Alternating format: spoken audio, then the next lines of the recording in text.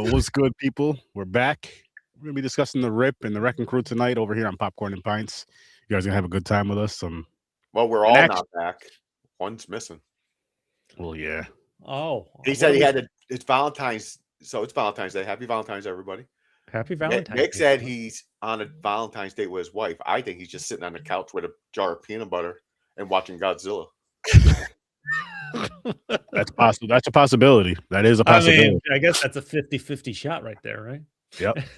Well, might be Either way. 60-40 in favor of Godzilla. he's having Valentine's with his hand. It's been a long time. Wow, that's no way to speak of your father. Yeah, it is. Yep. And he's thinking about us while he's whatever he's doing for Valentine's Day. We're on his mind. If you don't fucking come back to me when I'm 43 years old, I still got some anger. Still mad. He's still mad, still sad. Mm-hmm. No, Mick's doing what James does when he hangs out with his wife. Mick is making his wife wear masks, alternated masks of all of our faces Mm-hmm. for certain amounts of time. Yep. Out at dinner, everything. Yep. And he's probably playing the podcast in the background so he can hear our voices. I get confused sometimes when she's vacuuming and she's using the hose. She's wearing Aaron's face. I'm like, oh shit, there's Aaron. Why is he vacuuming my house? No, not that. The hose is something else. Nope. Leave me out of that. How'd he get it? How'd he get in here? He just comes in. I'm like, oh, Aaron. I look up. I go, oh. Oh gosh. How'd he get in here? Yeah, no. How do you get in here? God damn it. I told you to knock when you hear my vacuum. That shit was so funny. So funny. Shout out to Officer Doofy reporting for duty. But yeah, it is Valentine's Day. For those of you that celebrate, happy Valentine's Day. For those of you that we don't, love you all. Yep, we do. Tonight we do. We're all your Valentine. We're your Valentines. Whoever's watching. Well, we got two people watching, so we got two Valentines right now. I'm married, but my wife gave me a hall pass for you audience out there. You hear that? Don't take him serious on that. James is going to stick it to everyone that watches this. Yep. In a loving, physical way. Yep. A loving, physical way. They may not love it, but James will. I'm gentle, so don't worry. He's a gentle giant. As you guys know, Mick isn't here tonight, so he's going to have a punishment movie. Yes, he is. We'll be spinning the wheel at some point tonight, but the wheel is going to get revised again because these past few punishments we had, nobody's been getting mad, which is getting us mad when they're talking about the movie. That's why I said don't fucking do Rotten Tomatoes, man. They're not real critics. They are artsy movies. They'll put a good movie and say it's trash because it's not their style. I'm like, nah. One more quick Valentine's note. Next year, the Super Bowl is on Valentine's Day, so I can't wait to see. Wow. Wait, what? It's usually around the 6th, the 3rd, or something. Yeah, I know. It's Super Bowl is on Valentine's Day next year. Oh, that's wild. I can't wait to see the arguments in Facebook. Oh, yeah. Actually, you know what? I got to say this. The Super Bowl should be this Sunday because you figure, and then President's Day should just be like a national thing where everybody has it off. So you get Super Bowl Monday off. The Super Bowl should be a holiday. Fuck it. The Super Bowl should be a holiday. I don't disagree. And then you should get that next day off. Why? But so many people how much watch percent of the workforce takes Monday off because there's the Super Bowl? I took Monday off. So just make it a holiday. I mean, think about it like this, though. The Super Bowl, this was a few years ago, so times could have changed, but is the second biggest single day in America where people buy food for this, behind Thanksgiving. That's saying a lot. That there says holiday. Give us that Monday off. Listen, holiday. This holiday is a Hallmark bullshit holiday. For one, you should be doing these things at least once a week for your fucking girlfriend or wife anyway. You're doing it all year long. Hang on, time out, James. I thought you were talking about presidents. I'm talking about Valentine's Day. Hang on, James. Before you, because I want to talk about that before we dive into these movies. I want to talk about this some more because I do agree with you to an extent. The extent is, I don't think this holiday, for those that celebrate it, should be a one-sided holiday. It shouldn't be just the guys doing stuff for the girls. If you're a couple, if you're my Valentine, we're a couple, we're a team, we're together. You should be doing nice things for each other. My wife does. We do. We buy each other gifts. No. But I'm saying, like, because you were saying you should be doing this you were just saying you should be doing this for your wife or your girl all the time.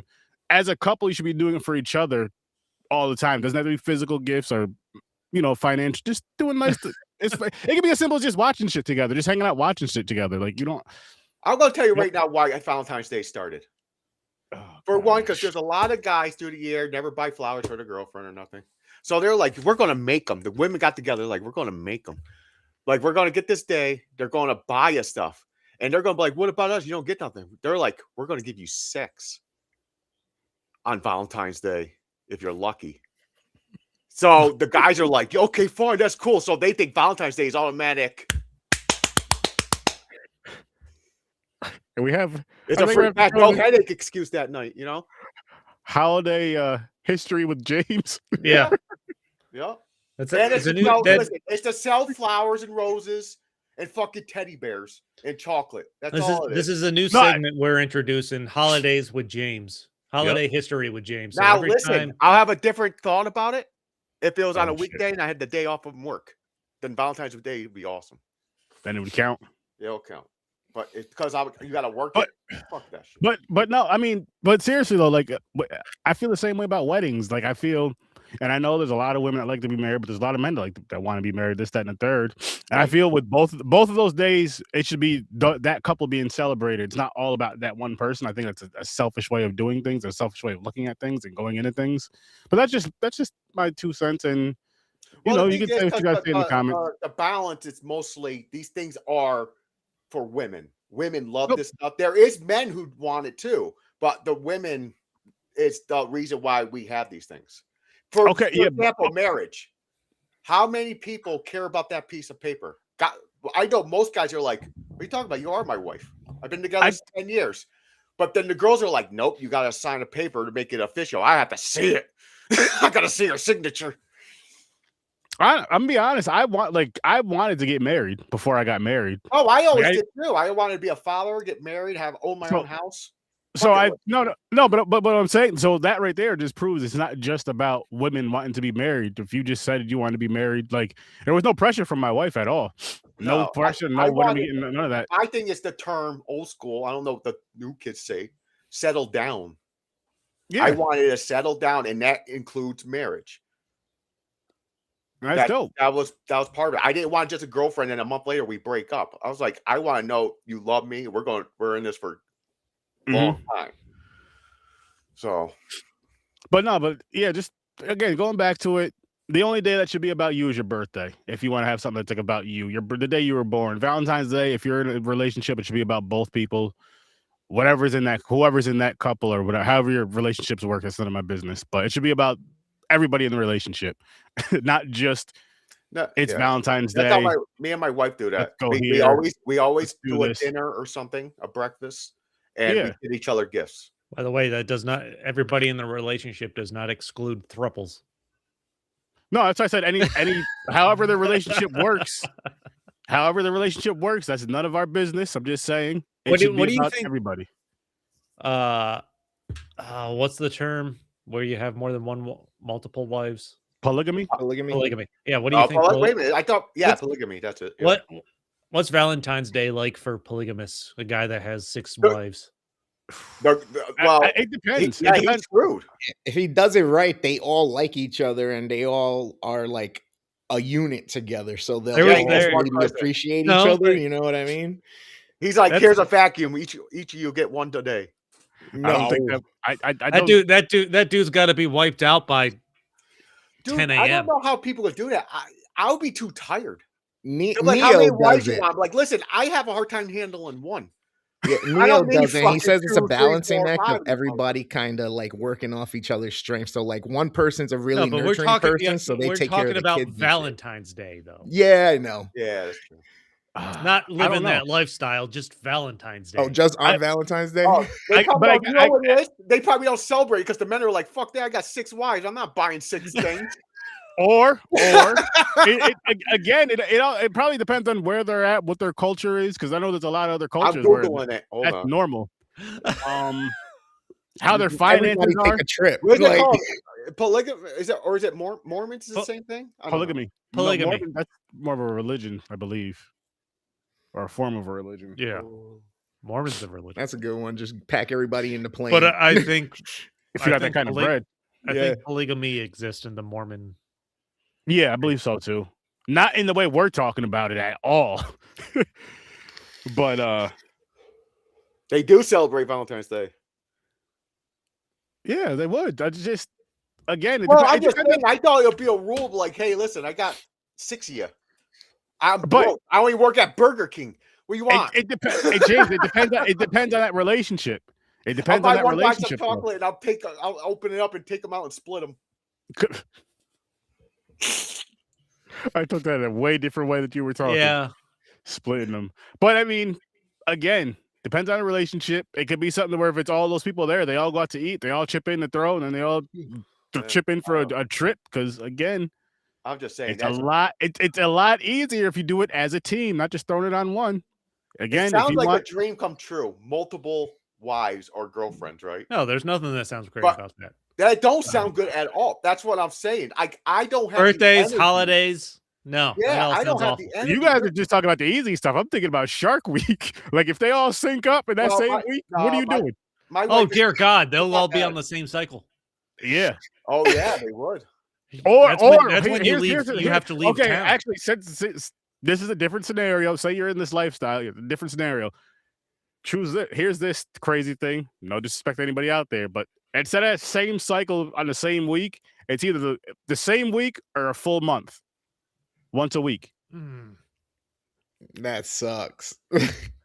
There's just a month of the year where you can't be home. Yeah. No, every month, every other weekend. Yeah. Well, you know the thing is, I watched National Geographic before, and there's this tribe that makes a house when the women have it on their monthly. They put them all in the same house to get them away from them.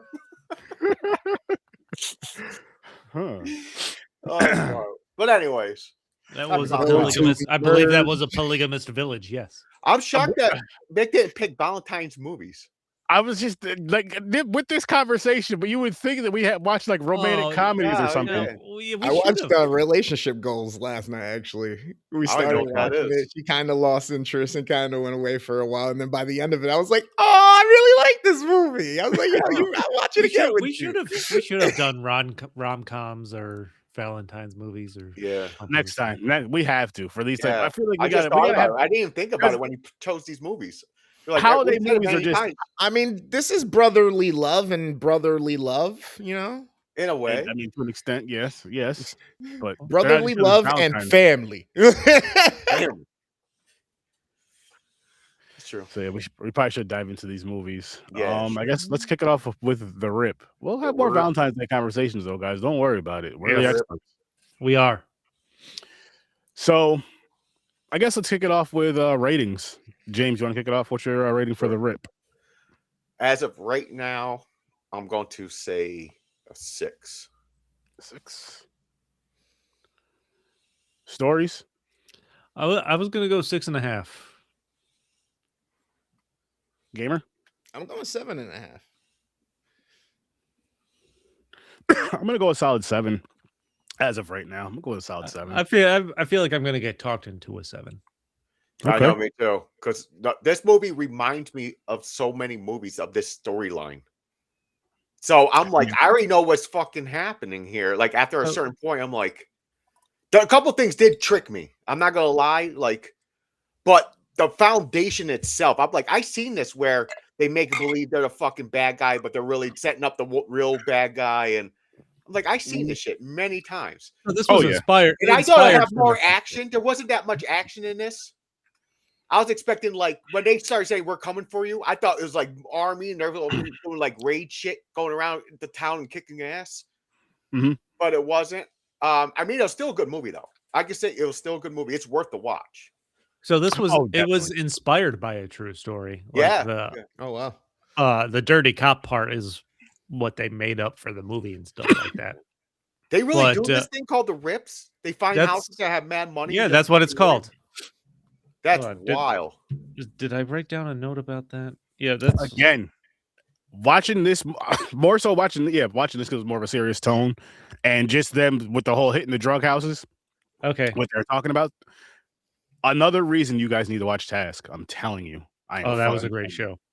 Amazing show. Oh, I knew someone else watched it, but yeah, when you get a chance, I'll say if you're thinking of a new show to watch, that should be your next show. And it's only about, I think 10 episodes max, but I don't even think it's that many. I can't remember. It may have been. It may have been 8. Seasons are like fucking 8 to 10 episodes now. Yeah, but they're so good. Sorry, Chris, go ahead. No, sorry. Yeah, I didn't. James, back to what they call The Rip. So this movie's called The Rip. Writer-director Joe Carnahan explained that The Rip is Miami police slang for confiscating assets from criminals. So in law enforcement usage, seizure of cash, drugs, weapons, referred to as The Rip. Okay. So Ben Affleck, Matt Damon, and their team go into this house. Stephen Yeun. And Stephen, a stash house, I think they called it, to go in there and seize the assets. Like Matt Damon is the leader of this group. He has he says he tells the team he has a Crime Stopper tip. Mm-hmm. And that's why they're going to this house. This movie starts out with a high-ranking detective like being murdered, Matt Damon's boss, and he gets promoted to that position. Ben Affleck's girlfriend at the time, messing with her. Yeah, Ben Affleck is baiting her, but everybody knows it. It's like, you know what's interesting? Like all the Matt Damon and Ben Affleck movies, every time I see their names, it doesn't necessarily catch my attention as something I need to go see or anything like that. Yeah, me either. Like, but I end up watching their movies. I'm like, these are good. Like, usually a good movie. Like, they're great actors. Yeah. But there's something about them that I'm not specifically going out to see a movie because I see Ben Affleck or Matt Damon attached. I think it's because it's too serious for me, because they don't do like comedy roles really. It's more like when they're together in a movie, it's usually like a serious tone, like this movie. See, I feel for me like they're really good actors in my opinion. Don't get me wrong, but they're just not like it's not like, oh shit, like I got it. It's gonna be exciting. It's gonna be fun. It's gonna be just something that get you out of your seat to go see it. It's more so like I'll catch it on streaming type of deal. Yeah. I definitely like them as well, separate. But in this role here in this movie, I definitely give it to Affleck. Oh, Affleck was the best character in this movie to me. Dude, Matt Damon's character has pissed me off a little bit a couple times. He did up until the end. Yeah. Like, I think they played there's a few twists in this. They got me with that twist. Like, I think they played him really well. Mm-hmm. I really thought he was turning on them. He wanted to rob the 20 million. I didn't know he had this plan that set up the fucking real fucking the one that killed what's her name? Garcia? Oh, no. Yeah, Garcia. So Ben Affleck, Matt Damon have this conversation in the bathroom talking about, because the police department isn't going to investigate who killed this high-ranking police captain, and the person that runs these rips and stuff like that. Which leads Matt Damon to setting up this whole scenario, which you don't find out is the twist until the end. So, but what drew me in, I think the second I started noticing something is in the works, is Matt Damon's leaving he tells the team, we're going to do this rip. He wants to end the week on a good note as opposed to shittiness from nobody going after the captain. And then he tells 3 or 4 different people of his team how much the rip is worth.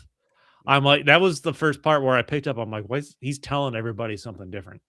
Like 75 grand, 150 grand, 300 grand. Well, my thing was when I first heard it, like the first fucking minute, when he was doing that, I thought he was doing it by the people he liked. Like he wanted most of the money. He's like, oh, it's 150 grand. But they weren't going out there to know. He didn't know he was going to walk into 20 million. Yeah, he didn't. Yeah, that's crazy, man. It does make you think, though. You're like, hey, we've never been here. Yeah, he got the tip. Go. It's not a Crime Stopper tip. It's actually a text message from the murdered boss. Yeah. Mm-hmm. And this is his way to stir up shit to see if he betrayed him. bring out the person that may have killed her and Yep. betrayed the team and stuff like that. Yeah, which you don't find that out till. And the thing is, it's a perfect cover up for Matt Damon because his character, what the real criminal really said it to Ben Affleck. He was like, he has nothing to lose. He lost his fucking kid, Mm-hmm.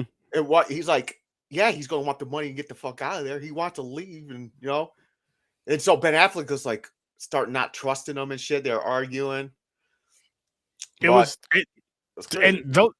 parts I liked a lot. Like with those two on the scene together, going back and forth. I like those scenes a lot in this movie. It really put you in that mindset of, oh shit, I gotta watch him. Like I'm watching this movie. I don't trust him.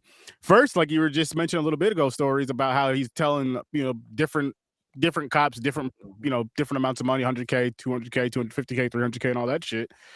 And then where someone's just putting in your head, listen, man, listen. He's single. Obviously he lost his wife. However he lost his wife, maybe after their kid passed away, it just kind of broke their marriage. They didn't get into that, but he lost his child, and you figure, like he said, you got nothing to lose, and he's acting kind of shady. He's doing a bunch of shit, but not saying why. He's not calling for backup. Then he says he calls for backup, but he didn't call for backup. Like there's just certain things he was doing, and just putting things into play, and it's like, ah, shit, I can't fucking trust this dude. I can't trust this dude. Like, and what's interesting? Oh, sorry. I was just gonna say, like, all the way. I'll say shit up to the house. Like I thought. Remember the house I was flicking the lights on and off? Yeah, Morse code. Oh, Morse cartel, code. The whole so for that scene right there, block. That gave it up. I was just like, I do not trust this dude at fucking all. Yo, I thought he was going to shoot fucking what's his face in the Ben back Affleck when he was walking.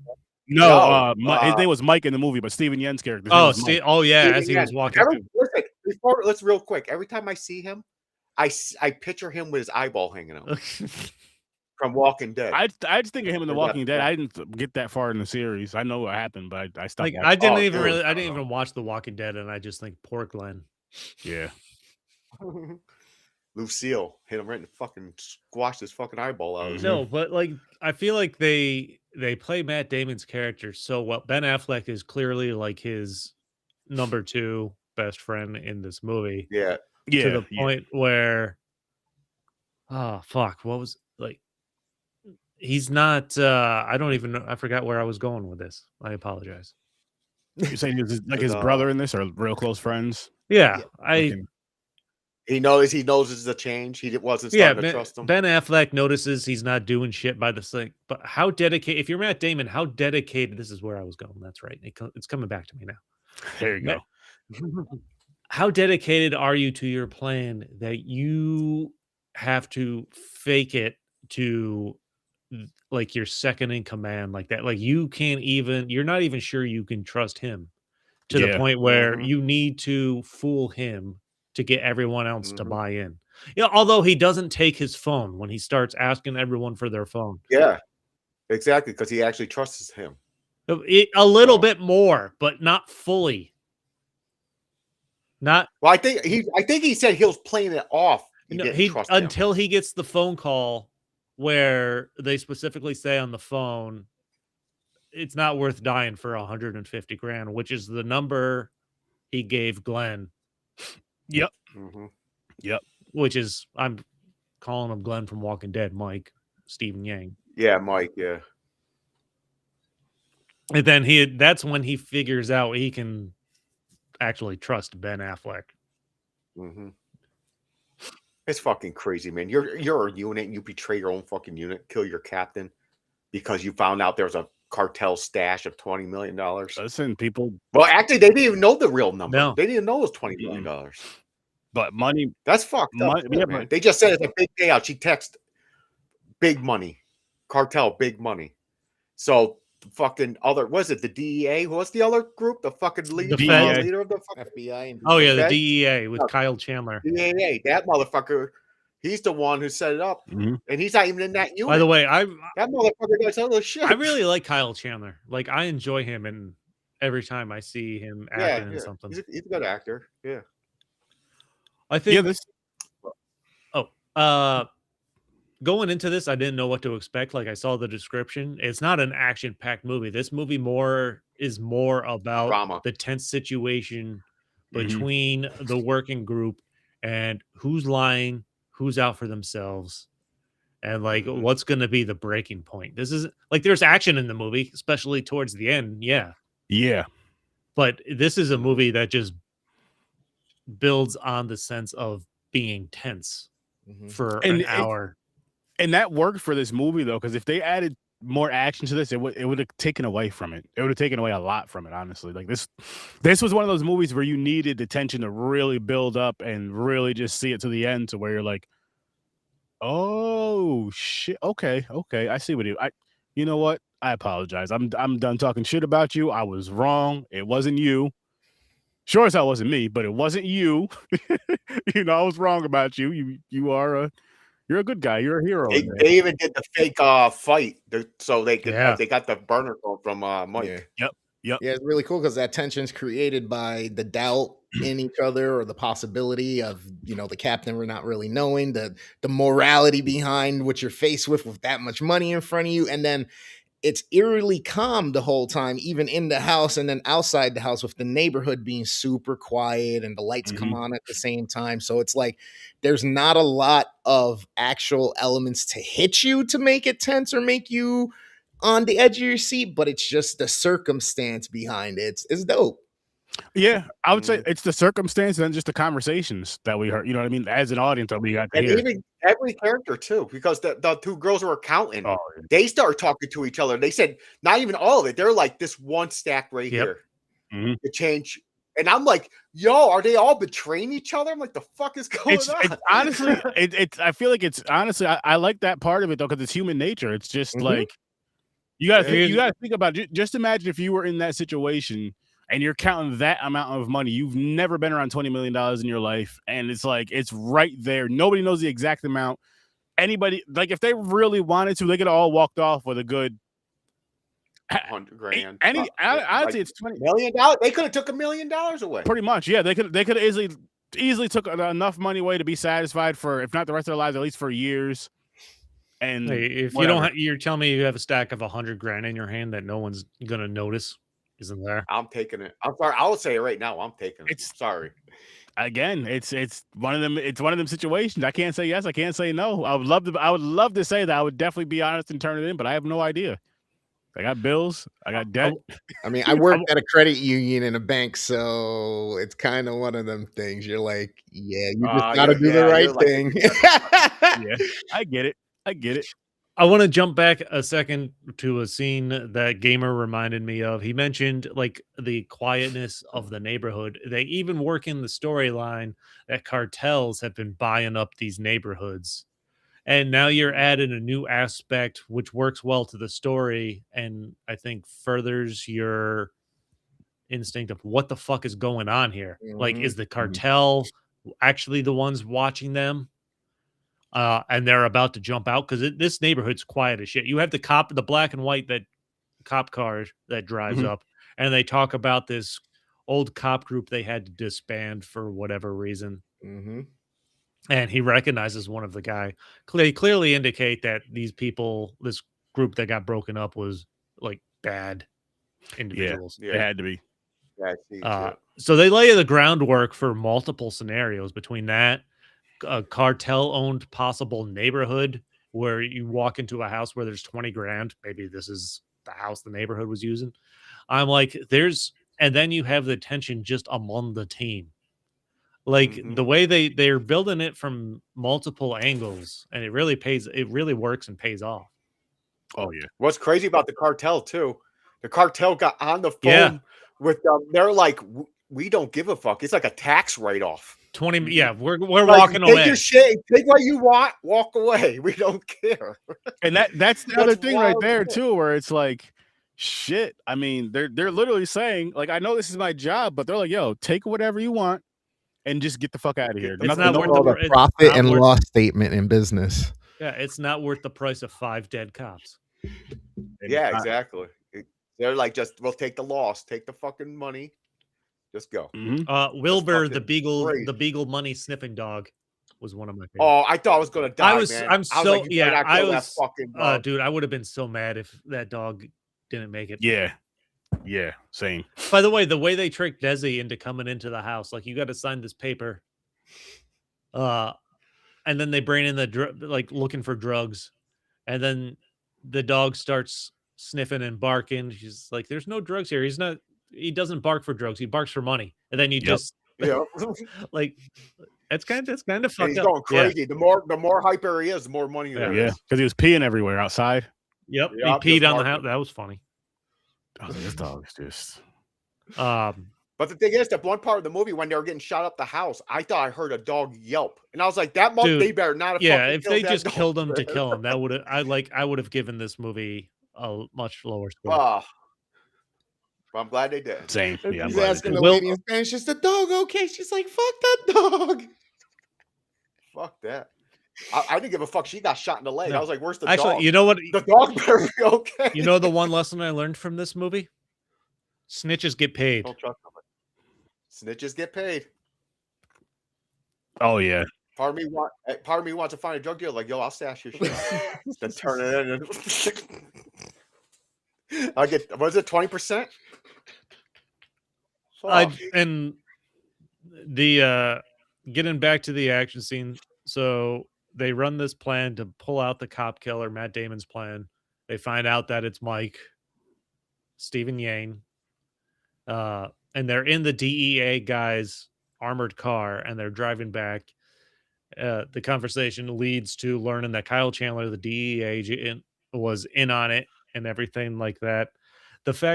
And I enjoyed that he had them on speakerphone as Kyle Chandler's trying to convince Matt Damon and Ben Affleck. He's like, "I said you were on speaker and the feds are listening on the other end." Yeah. Yeah, he made a mistake there. He thought he hung up or something. He just had that on his life. He's like, "I'm on speaker, man. What the fuck you doing?" Yeah, that was funny. That was funny. That was good. And what I didn't expect and really appreciated is the full circle moment.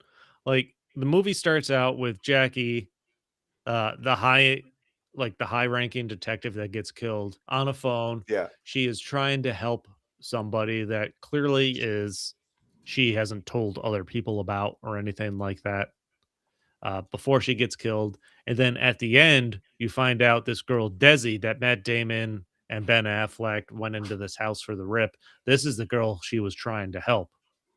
Mm-hmm. And then so they ended up helping her at the end. And you have the moment where Matt Damon and Desi are talking at the end after she gets her cut of the $20 million because snitches get paid. You're like, Jackie led me to you, so everything's good. Like, it was a good full circle moment. Yeah, definitely. It was a good movie. It's just it didn't what I expected. I thought it was going to be like action. Look at the fucking cover. Yeah. You're thinking like they're going in to fuck people up. And even the number was different right up until the very end. Yeah. Just so you can see the cover. James mentioned it. Yeah. Even the captain didn't. The feds didn't trust them. They're going around to each one like, how much money is there? Yeah. How much you count? Well, and they really told the truth. They gave it all. They're like, we're not crooked, man. I did this for a reason. So I did this for a reason. Well, you know what I said earlier? They didn't know they were walking into 20 million. Did Matt Damon take that money? Was he able to borrow that money? Like, you have to know what's going on. Like, you got to know you're walking into more and then play it off, I think. Mm-hmm. I know they got some balls, though. If I found out that the fucking cartel bought up the whole block, I'm not going to walk down the street. Yeah. We didn't spin it yet, Mick. Yeah, I like that he can't make the episode because he's having Valentine's with his wife, but he's got plenty of comments. Yeah, he's thinking enjoy the peanut butter and Godzilla movies, because that's all I know. That's what you're doing. You're sitting there. Peanut butter and Godzilla. Because if he was on a date right now with his wife, he wouldn't be on here talking to us.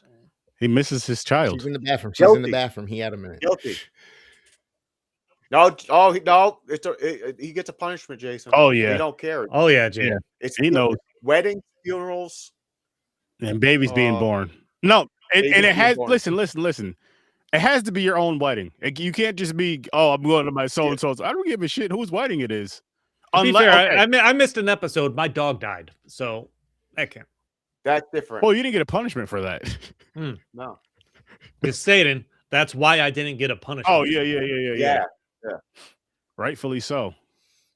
Oh, shit. Mama Dukes is in here. What's up, Mom? Happy Valentine's Day. Mama. Hey. Been a while. It has been. Traitor. Gotta start watching more of us. Yeah. At least like the video or something. Jesus. Oh, but you know what? No, I'll bump this up to a 7. I think there's not the action I expected going into it, but the way it's a layered story that builds on tension up until your climax where the action really kicks in that last 30 minutes. And it's got the twists. Like they really build out Matt Damon's character where you think, fuck man, he is trying to go after this money. And then he fills in the story once he gets the phone call. Like, something's going on and it's just building towards it. But what's going on early when he starts telling people the rip's worth different amounts of money. Yeah, it's crazy. I'm bumping mine up too. Put 6.5 because it is better. 6.5. Okay. Yeah, I had a feel because that's why I was teetering back and forth. I couldn't tell. I was like, because I was fighting that if it had more action, it'll be a higher score. But then when we're talking about you're right, the tension wouldn't be the same. If it's just 10 minutes of story and then the rest of it's action, I'm like, yeah, it would take a little away. It would take a little away, in my opinion. But anybody else have anything they want to say about the rip or change their ratings? I say check it out. Yeah, definitely check it out. Definitely worth a watch. It's so I'll say this because I say, is it worth Netflix for my new thing that I've been saying for movies I've been watching, whether it's on the pods or not, is would it be worth the late fees? And for those of you who don't know what I'm talking about, it's when back in the day we used to have to leave our house. You want to date us? That's what it is. To rent a movie. You go, you have to leave your house to go rent a movie on VHS or DVD or Blu-ray eventually. But we're more VHS based, and if you brought that movie back late, the date after you're supposed to bring it back, there was a late fee. Those were great days, man. Yes, they were. I miss them. And it was worth it because but you had to watch it one more time. You're like, I'm going to pay the late fee. And as good as this movie was, The Rip was, I don't think it would be worth the late fees, in my opinion. But good movie, enjoyable movie. Definitely worth at least a one-time, maybe even a two-time watch. I would say that it's worth a rental, but it's not worth the late fees. So you guys should definitely check it out. I'd say you could argue the two-time watch based on the twists and turns. Yeah, that you end up on, and then going back and rewatching to see the signs for it. Which I want to say really quick. I mean, we had the same thing with The Prestige last week. That's what this movie made me think of as we were watching this. It's got the twists and turns. Yeah. And I'm just like, I like that I like that we got these type of movies back to back as far as how the twist and turns in the film. I really like that, especially with last week's movie. I thought that movie was amazing. But on to the Wrecking Crew. And I have to hang on. I gotta say something, guys. I have to say something. Listen, Jason Momoa. I gotta say something to you, man. I've been talking a lot of shit about your acting lately. A lot of shit. Because you're an awesome guy. You're a cool guy. You'd be fun as hell to hang out with. But I don't think you're a lead actor in like solo type film like Aquaman. I know the script sucked and all that other bullshit, but no thanks. Let me say this though. For this, you're awesome in something like this is perfect. Buddy cop movies. Yeah. Just where you're not like the main solo character, the main like lead guy. That's not your strong suit. And there's nothing wrong with that. There's nothing wrong with that at all. But this right here was probably my favorite performance I've ever seen you in by far. Keep it up, big guy. Keep it up. Because this was very, very entertaining. Like, because you're funny. You have a good sense of humor. You're a big dude with action and all that cool stuff too. So that works. But I had a really, really, really good time with this movie. Batista, you also did awesome. But I feel like I've seen you in Guardians of the Galaxy, movies like that. I thought you were awesome in those. I haven't seen anything else, but I will be looking more forward to seeing you in more movies. But this is about Jason. This, again, is my favorite thing I've ever seen you in. My favorite thing I've ever seen you in. Keep it up. Keep it up. Keep it up. And I know you're supposed to be in a DC movie. What movie is that? Supergirl, baby. Supergirl. Who is he playing again, though? Lobo. Lobo, yes. I am looking forward to you playing Lobo. Dude, the trailer looks great, and I look forward to seeing him in it. Lobo is almost the same character as this dude. That's what I was getting at. Very similar, more violent, and but I had to say that, guys. I had to let him know. No, I totally agree with you. I'm usually not a thing with his movies, but he made me laugh in this movie. You're not wrong. Jason Momoa is great when he's not the main character that I've seen so far. Mm-hmm. I'm trying not to hold Aquaman against him because I think that was just a lot of bad stuff coming together all at once. That's not all on him. But yeah, but I mean, still, like that, just his acting in that wasn't that great either. No, I'm not saying, I'm not. But I'm sure the script and everything else sucked. Listen, if stereotype is a strong word, but I feel like there's a niche for him to play that he can be awesome at, and this plays to his strengths.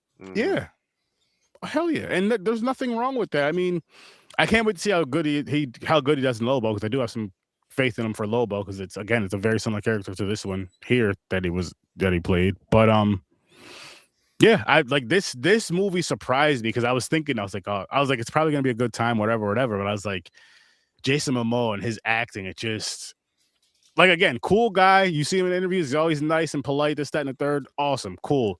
Seeing him on some YouTube videos, awesome, cool, great. Would love to have him on the channel. Would love to hang out with him. Love to go to Hawaii with him, hang out, and get some good food. But I'm just like, oh man, is he gonna ruin this movie for me? Just, is it gonna be that? But no, the acting was perfect. Not perfect, but for this type of role, it was great. It was a great time. I'm ready to dive into ratings if you guys are. Yeah. I gave this movie a 10. Wow. More so because, okay, here's my reasons. No, I'll let you guys give your ratings, and I'll give my reasons after. What do you got, James? See, I was high up there. I'm going with an 8. Okay. What about you, Stories? I'm actually all aboard the 8.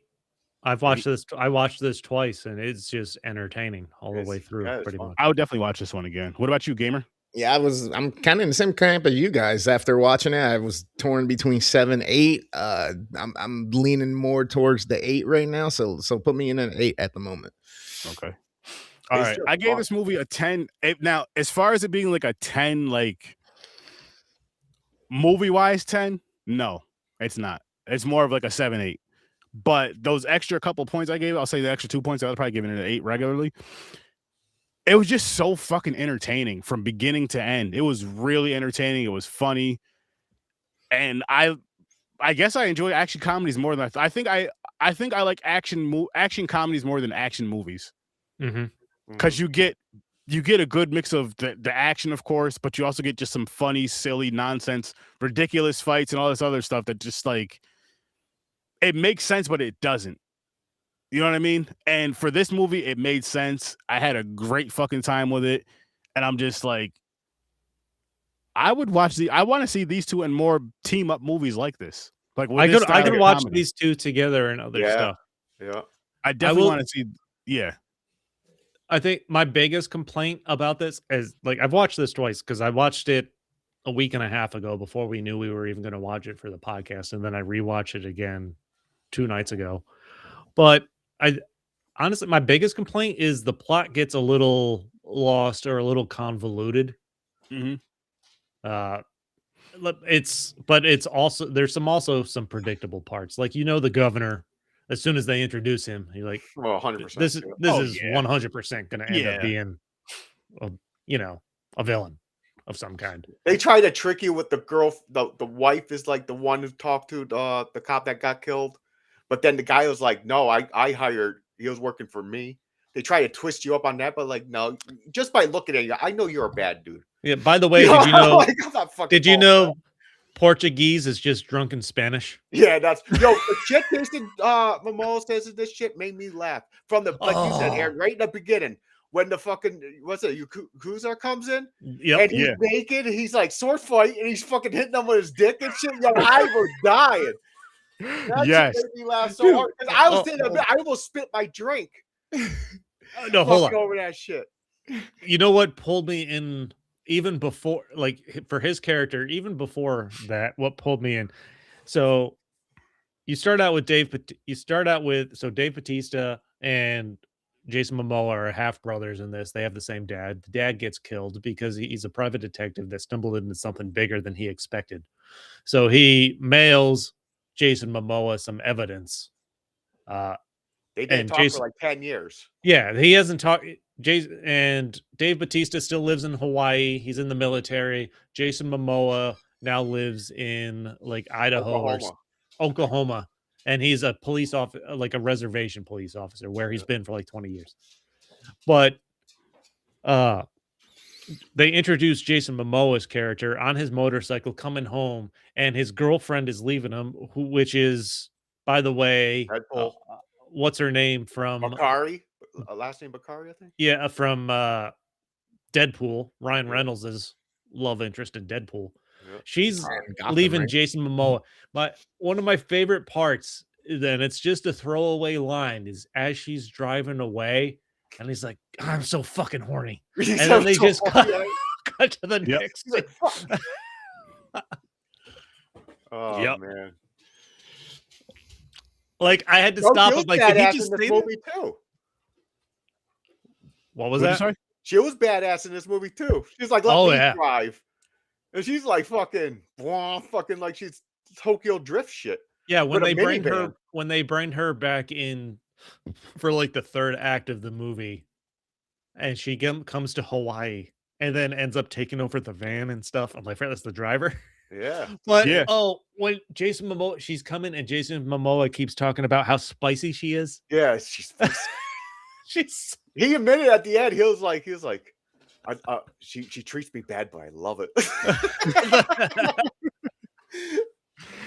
He made me laugh a few times in this shit. Yo, and I like how he's like when he was fighting, he made it funny. He like grabbed the dude by the leg, slammed him against the wall, and he's making these comments and shit. Oh, by the way, that kill with the sword, where he killed the dude at the end, where he stabbed him through his back. Oh, that was the front, and he split it up and that was Bautista. Yeah, Batista, that shit was cool fucking fight right there. I thought that was cool. Oh, but going back to the Yakuza fight at the very beginning, because the Yakuza comes after Jason Momoa in Oklahoma after they find out their father set the evidence to them, because the Yakuza is the one that killed the father. Mm-hmm. But yeah, Jason Momoa, after his girlfriend leaves him, is just getting hammered. And the Yakuza comes in, he still beats the shit out of him, but he's taking a leak when they come in. He's like, "Ooh, sword fight." His junk is out, and he ends up peeing on him. Fucking. Not yet, God. Man. When he takes like the fucking grater to the guy's arm. Oh. Yeah. Dude. And then smashes his fucking teeth on the table. Oh, yeah. Yep. Like this movie gets violent. More violent than I expected. Brutal. They were even with the fucking bikers in the car. Batista's holding that dude's head against the ground. They ripped the guy's arm off. Like, yo, he's like, but he's erasing his head. He's erasing his head. I was like, yo. Yeah. Yes. And before that, they ripped the guy's arm off, and they're like tossing it around in the van. They're like, hold this. He's still holding the gun. Be like, here, hold this. Oh, it's crazy. When he was peeing when he was peeing and made fun of the Yakuza guy's tattoo, he's like, and he opens the shirt. He's like, you know what that is? It's like, is that a horse? A dragon's asshole? What? Yeah, and then after a shit talker, he was a shit talker. After the guy was done, he was like, "Oh, that is a dragon." Yeah. Yeah, Jason, it's worth the watch. It's a fun movie. You get a mini segment of a WWE match between the two, so two giants going at it. And then the very next scene, nothing. Yeah, nothing. His eye is fine. Yeah, it was swollen up. It's okay. He must have put a steak on there, magic heel. But that's if you want to, going back to that fight though, like they fucking fight each other in the police parking lot and no one notices or comes running. No one cares. Like they're destroying cop cars. They were beating the shit out of each other too. They were beating the shit out of each other. And then in the mud situation too, I'm like, this just keeps getting more and more ridiculous. That was a great scene, like their fight. But what I wish I saw, like this is a 2-hour movie, and I was entertained. It's almost nonstop entertainment all the way through. Between building on the story, the comedy, and some of the action. But that scene made me wish I saw like a couple flashbacks of like their childhood and what went wrong. Because you have Jason Momoa, he's in Oklahoma, but they never say. And after it's that fight scene where Dave Bautista, you kind of get the impression Dave Bautista, as the older brother, had to send him to Oklahoma instead of Jason Momoa going into prison. Like, what the fuck happened there? Like, you glossed over what seemed like a pretty important plot point that I feel like adding in like a flashback or something would not have detracted, even if it was 5 minutes worth of, more backstory. They try to fill it in. They try to cover it up. But Batista's like, I'm sorry I wasn't there for you, because they started talking after the fight. And he was like, my mom got killed. And Batista's like, I did it to help you. I sent you away because you were going to get killed. Yeah, it seemed like he got into the wrong type of crowd, and maybe he used to run with the old dude who sent the message to him to get off the island, and he must have been targeted by him as well. So Batista said, hey, I'm the only person left to be able to make a call here. I got to save my brother. Yeah. But then they didn't talk for like fucking years and years and years. Yeah, they put all those main plot points in there, but still, it could have been better developed, I think. And I don't think it would have taken anything away from the movie or the entertainment value, even if you're adding 5 to 10 more minutes onto this. No. In like separate flashbacks or something as you go through this. Yeah, I supposed to show him being in that world, but then him leaving it, and despite him leaving it, he still ends up in that world, just on the opposite end of the table as a cop now. You know what I mean? Mm-hmm. And don't get me wrong, they still admitted his dad wasn't lying. Like their dad was a deadbeat, basically, and they know it. They still say they're like, "Fucking Walter." he got what he deserved. Yeah, he got. And again, they make those references. Like, he left one woman for another woman and had Jason Momoa, but there's that's the extent of kind of the background you get on that situation. You don't know what the circumstances were, or his feelings going. Again, something maybe a flashback could have helped. A good 10-15 minute flashback to fill in all that stuff could have helped a lot. Just it would have told more for the story. It would help with the story. And again, I think that would have only filled out the movie better. Yeah. Fat Jackie Chan. I laughed so fucking hard when he said what do you say? Old John Cena or Fat John Cena? He said Fat John Cena. Yeah, Fat John Cena. So you have Spider-Man's best friend who is in this. I don't know. I don't remember the actor's name. He's Ned in Spider-Man. He's actually Hawaiian in real life. Yeah, his name is Pika in this one, I think. Yeah, his name is Pika in this one. He was acting it when he got this role. I know he was excited because he didn't have to hide his Hawaiian accent and stuff like that, because he's actually Hawaiian. They call Jason Momoa calls him Fat Jackie Chan. Yeah. Yo, he did some good ass parkour though. Yeah, he did. Yes, the hell he fucking I was did. like, every time he jumped out, my wife was sitting, I was like, parkour. And then when Jason Momoa, so you get the idea of who the main bad guy is, this guy Robichaud. Early on, after he starts looking into who he thinks may have killed the father. And then when after Robichaud kills his wife, who Jason Momoa started talking to at a party, he goes. One of my favorite scenes is when he goes in there and just starts Robichaux's swimming, and he walks into the property, and in the background, Momoa is just working his way through the beating security, the shit out of people, beating the shit out of everybody until he sees a guy and he goes, "Hey, fat John Cena."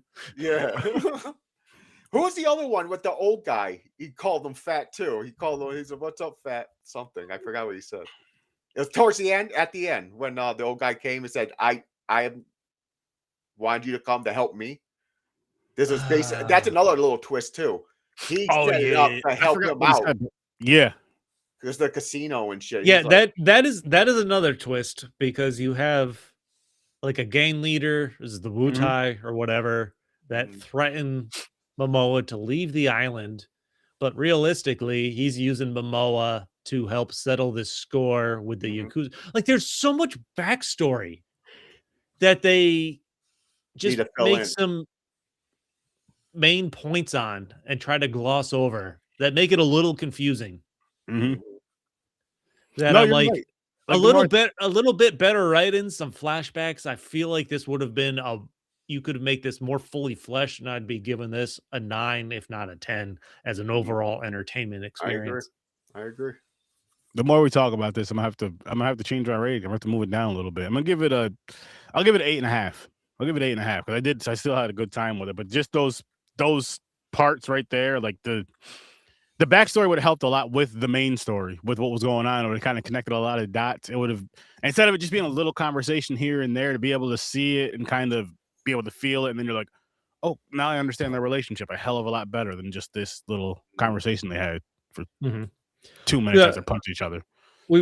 I mentioned this in the group chat when Mick asked me about watching The Rip.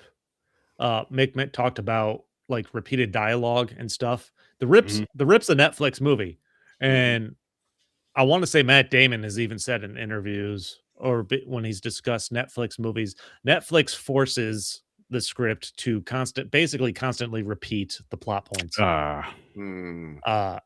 Because they assume people are on their phones and shit like that and not really paying attention. So you got to repeat the plot points 3 or 4 times. If Amazon's following that same kind, because this went straight to Amazon. This wasn't a theater movie. Yeah, it was a Prime Video. If Amazon's following that same concept, I feel like that's a little bit of what's going on here, as opposed to delving more into building this out story-wise. Because they're trying to fucking... Because this day and age, people are fucking distracted. It's like they got like short attention spans. Like fucking 30 seconds, and they're like, huh? So you got to keep telling them, like, this is blue. See, but like, I like movies like, I'll just go back to The Prestige, how there's so many twists and turns in that film to where you really have to sit down and pay the fuck attention to the movie to know what the hell's going on. You're fucked if you don't pay attention to that. And I mean, we also, I know we all grew up in a different era, so it's like we grew up in a different era to where we didn't have videos so where you could watch a clip or learn something about something in 30 seconds. And on top of that, it's like we all enjoy fucking movies at the end of the day. We all enjoy a nice, good movie that has the good, good story, good plot, good whatever. But the twists and turns, like when they have the twists and turns, oh my God, it's so great. And when they're repeating simple plot points, it's like what you just said. You literally just said this 3 minutes ago. I heard you say it, maybe in a different way, but I heard you say it. You didn't. Is that something you can expect now, though, going forward, when a movie's made and only put on a streaming service, as opposed to a movie made that's going to be shown in a theater? Like Christopher Nolan's not repeating plot points. His movies aren't going straight to streaming. Yeah, I think it's. I think if you're a certain director, I think. Yeah, I don't know, man. I think for the streaming, definitely. Is this the future as Netflix tries to buy Warner Brothers now? Like, is this only going to expand on this type of what's the term? Just like carbon copy storytelling?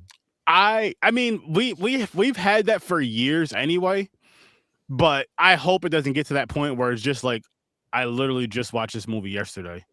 And you're watching 15 different movies. We watched a lot of different movies. It's content. Streaming services are making content. Yeah.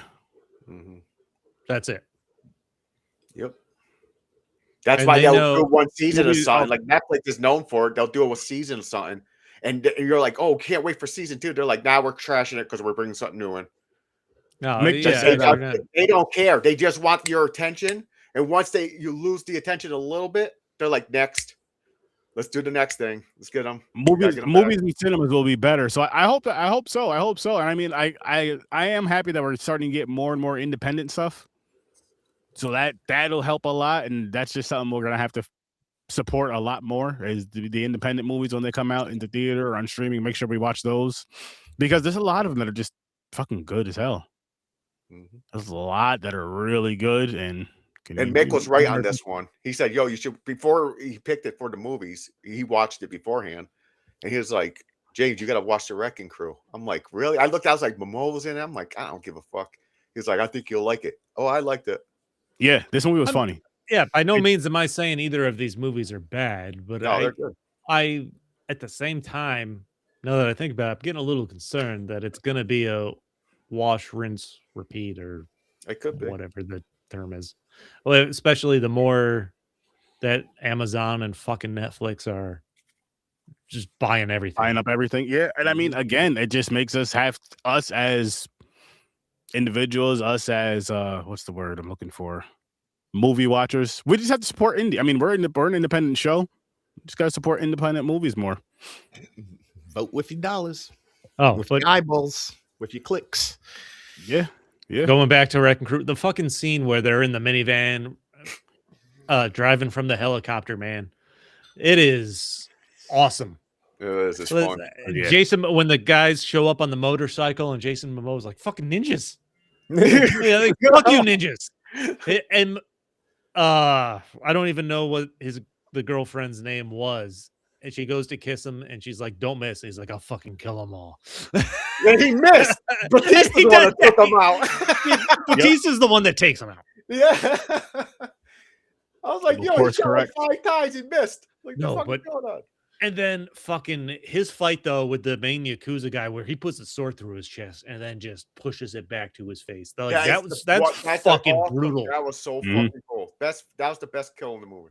That was hands down best kill in the movie. That was so awesome. Yo, it made me laugh too. Speaking of killing, when they go in, they're like, "We're going in to fuck them up." They're all in like, of course they have the hidden room. Batista has the room opened up like he's fucking Commando. Rocket launchers and shit. They get weapons and they go and do stealth attack on the place. They were killing all the guards, dragging them and throwing them into the pool.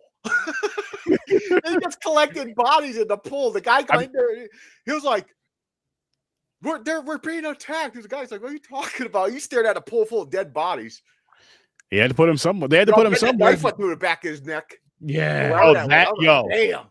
That scene right there is something I would love to see in a horror film. I'm sure I have, but I want to see it again in a horror film.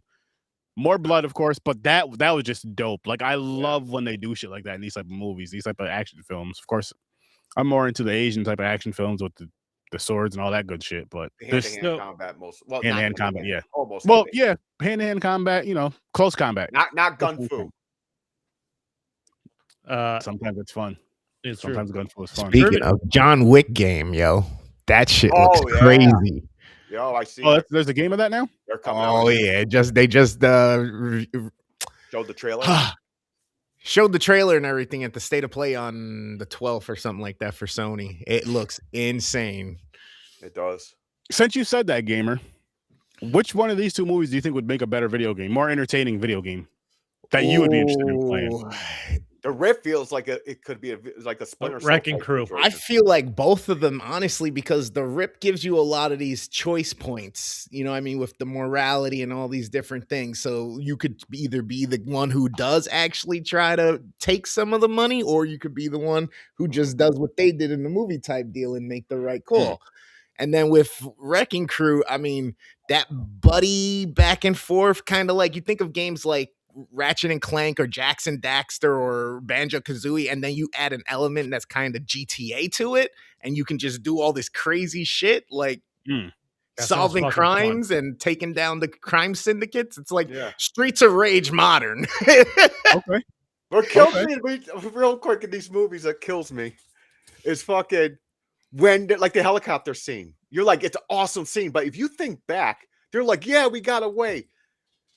That scene killed multiple people on that fucking highway. Oh yeah.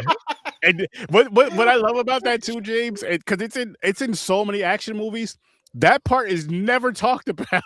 It's like they just forgot about it. They don't care. They're like, hey, whatever.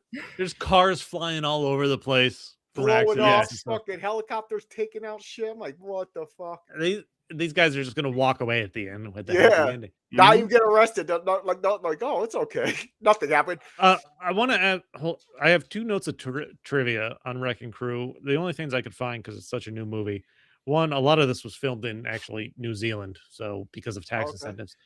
I feel like as soon as I read this, I felt like, have you guys talked about the South Korean movie Old Boy at some point?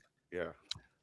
I think so. When we were doing the other the Cinematic Canon with Ibrahim, I believe we discussed that movie, but I would love to go back and rewatch that one. So apparently, the hallway fight between when Dave Bautista's going down that hallway, beating the Yakuza, that was heavily inspired by a hallway fight in Old Boy. Nice. Oh yeah, I remember that. He did. It was like a close, thin hallway, and he's just going through the whole crowd, beating the shit out of everybody. Oh, you got it, gamer? Yeah, I wrote it down. All right. Fucking Old Boy was wild. But that scene with Batista going through, for one, they're like, yeah, let's get him. They got machine guns and shit. They come out with just a knife in there. They're all like, oh, we're Yakuza. We're going to fuck you up. Yeah. He says like, yeah, okay. Just starts shooting them, throwing them in the walls and shit, just beating the shit out of them. Oh my goodness. So again, just the fight scenes in this movie were fun and funny. Now the thing is, they're called the wrecking, like the guy, the fucking. So don't be a wrecking crew in my town. Yeah. I think out of both of them, the most wrecking crew was Momoa because he did stupid shit. He didn't care. He just fucking will throw you against the wall and everything. Batista was more like when he had to fight, he kicked in. You know what I'm saying? Like he's this Navy shit. He was like, okay, I'll fuck these people up. He did it normally, but Jason Momoa did it like throwing people through walls. He's like a real wrecking crew going through. Bro, this is Lethal Weapon with Momoa playing Riggs on fucking speed, man. Like, basically. Oh, the hammer fight, yes. The hammer fight. Hallway. And then Old Boy. It's like, or when Batista is even beating the guy with the hammer, the Yakuza guy with the hammer, he's like, don't tell my wife. Or whatever. Yeah, he's like, well, he was going crazy out of Momoa's like, yeah, I think he's dead. Don't tell my wife. Oh man! And listen, this movie ends with a good setup for a sequel if they do it. Yeah. Yes, and I'm here for it. I'm here for it. You get again, which would have been hit harder, I think, if they filled out some more backstory because Jason Momoa spends a lot of the movie talking about how he could never find his mother's killer. Yep. And the reason he's come back and is so dedicated in this is because he wants to find his father's killer because he could never find his mother's killer. And somebody deserves something. Yeah. It was crazy at the end because he admitted, he was like, I'm sorry, Mom. The anger, what fueled me, he had anger. Then when that old guy came him, he was like, here's the name of your who killed your mother. You thought he was going to be like, go. He talked to Batista really quick, but then he threw it in the fire. He decided not to go after them. Well, not for part 2. No, like, he knows the name. He just threw the paper in the fire. Yeah, he's like, I'm gonna. And then Dave Bautista's like, Dave Bautista's like, I'm with you. I got your back either way. Oh yeah, Mick, you're right. This movie was a hit. It was so fucking fun. Made me laugh. Yeah. Cool kills. Fucking just fun action scenes. Like Momoa in the beginning when he's fucking grabbing people by the leg and their nuts hitting against the corner of the walls and shit. He's just like fucking people. Oh, he was doing his thing. We will say this though, Mick, because we did discuss this. I don't know if you heard it earlier when we were talking about Valentine's Day and stuff. We kind of wish we had some romantic comedies, but it's all good. It's forgiven. I was telling them about relationship goals, Mick. I had fun with it. Yeah, we did. So real quick, back in the beginning with the Yakuza with Momoa fighting. Oh, he's drinking beer throughout of it. Yeah, it reminded me of another. What was that movie we watched where the Manson family came in to kill? Brad Pitt just fucked everybody. Oh, Once Upon a Time in Hollywood.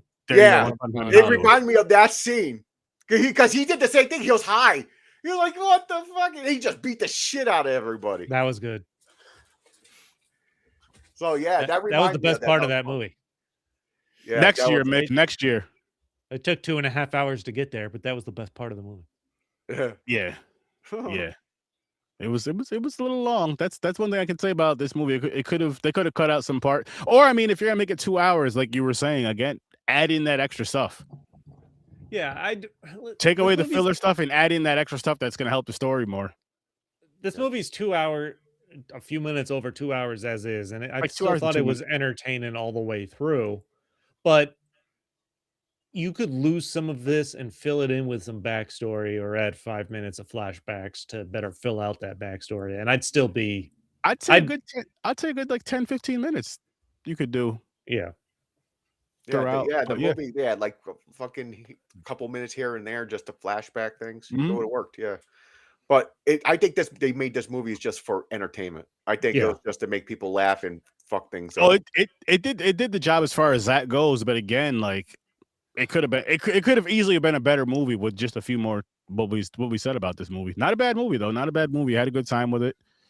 I'm gonna stick with my 8.5. I guess I went a little crazy giving it a 10, but no, because that's how you felt at the moment. You had a really good fucking time, and you say you go by feelings at the time. I do. Well, I like it's a mixture of things, but as far as I'm just like, it's not that good of a movie to where it's fair to give it a 10. Yeah, but it's a great fucking time. Like it is a great. You're not gonna be upset watching this movie. That's why I gave it an 8, because I'm sticking with the 8 too. I think it's a solid 8. Let's see what Mick has to watch. Just like in my pants. What, Mick has to watch in your pants? I meant the solid 8. Oh, okay. Oh no, it's a solid 3 for me.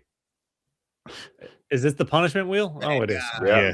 Bad guys. We are going to revise the punishment wheel. Bad guys. Bad girls. Bad girls. Wait. Oh, bad girls. Oh, Aaron wrote it wrong. It's bad girls. It's a classic Western, Mick. It's a spaghetti Western. So it's bad girls, not bad guys, but I will fix that. Spaghetti strap Western. Yeah, Mick. They should say the backstory every 15 minutes. Oh, shit. Because I was curious, like, was Momoa being like, Batista was pissed at him because the father went to his mother, left his mother type situation? I got a little confused on the family dynamics. Jason just got Bad Girls on VHS for 25 cents. I get the sense that was 20 cents too many. I just dropped it in the P&P chat for you, Mick. Heck yeah. I hope that movie annoys the fuck out of him. Like I'm hoping and crossing my fingers. He probably seen it already. He said he knows it. He said, "Oh God!" See what I mean? I think he's seen it already. He's like, "I gotta watch this shit again." But again, you know what he's not doing is spending time with his wife. If he's sitting here, yeah, I know. What the hell is that, Dad? You're supposed to be the example for all of us, Mick. Yeah. 1 second, buddy. He gave her chocolate, gave her a hug and a kiss, and that was their date. And he, like I said, he sat on the couch with peanut butter, watching Godzilla. Yep, watching Godzilla. That's his true Valentine. What's up, Grandizer? Thanks for joining. Appreciate you popping in here. He remembered when it came out. You know, Are you talking about Bad Girls? He's like a year, less than a year older than me, or something like that. That makes it all the more impressive he's your father. And this motherfucker's like, I remember when it came out in 1984. I was only 1 year old. I know when this shit came. Oh my God. You said romantic comedy. What about anti-Valentine's? Yeah, we would have done something like that. Maybe next Valentine's Day we'll try to do something. I wasn't a fan of forgetting Sarah Marshall. It was forgettable. Like I know I see what you did there, James. I don't know if you did it on purpose or not, but I like what you did there. I don't think that was on purpose. No. Russell Brand also turned into a pretty big douchebag. Yeah. Wasn't there a forgetting Sarah Silverman or something like that? Yeah, that was. Oh yeah, there was that too. I always get those two confused in my head. Yeah, me too. Actually, am I talking? Or about saving Sarah Silverman? Saving Sarah Silverman. Saving. Okay, yeah, no, forgetting Sarah Marshall. I think I remember that one. Yeah. Is that the one with the How I Met Your Mother guy in it? Yeah. Yeah. Okay. Yeah. Marshall, right? Yeah. Yeah. I wasn't a big fan of it. Came out in the 90s. I'm sorry, I was a decade off. So you're 5? 10? How you remember that at 10 years old? Like, I seen that. That was great. That's wild. The memory on this dude, man. It surprises me how much he remembers. I can't remember fucking. Someone said, "You ever see this movie?" How old was I? It came out when I was 13. I might have. I don't know. Fuck. This guy James. Yeah, my memory's not good like that. Nope. Well, what's next weekend? Next week is it Stephen King? Yes. Back to the King. The Shining. Shining and Dr. Sleep. Which Dr. Sleep is a prequel to The Shining. So just to let you guys know that. If you don't know that. Wait, I thought prequel. Isn't it? No, it's not. I thought it was a sequel. I thought it was afterwards. Sequel. So, shit. It's a sequel. Because the Andy's older or whatever his name is. Listen, fellas, I gotta pee. Can we wrap this up? No. Chris always wants to wrap up. We told you go raw. You don't wrap up. You start a family, Chris. Nobody wants a family. Nobody wants a family. Holy shit! But yes, people, we'll be back. Yep. We'll be back here next Saturday at 8:00, and we'll be discussing Dr. Sleep and what was the other movie again? Oh, The Shining. Shining and Dr. Sleep. And so tune in for that. Make sure you come in here. Make sure you go check out Fade Theory. Make sure you check out Worst Damn Gamer Ever. Make sure you check out Stories from a Bar. Check out Horror with Sir Sturdy, which this Thursday. And Mick is so fucking excited about this. We are reviewing the movie Until Dawn. Cannot wait. I haven't seen it yet. I have a feeling it's not going to be that great, but who cares? We'll figure that out when we get there. If you guys were fans of the game Until Dawn or the game The Quarry, they're making a new game. It's a sci-fi space type thriller suspense. Enjoy your night. Protocol 2080. Check out the trailer, guys. 2080. Yeah, I want to see that. I want to see that movie. But those games, so fucking fun. Not Until Dawn, but the other one, the Quarry games. I never played Until Dawn. I seen people play the Quarry. I was going to get it one time. Then I haven't for some reason. Yeah, all I haven't played it either. Stuff. Single Awareness Day. There you go. Yeah, that was in the movie Relationship Goals. Actually, it's funny. Nice. But yeah, we're gonna get on out of here. Hope you guys have a great night. If you celebrate Valentine's Day, happy Valentine's Day, and enjoy the rest of your night with your loved one or loved ones, depending on how your relationship is going. And I hope you get laid. I hope you all get laid tonight. Wow. Thanks for popping by.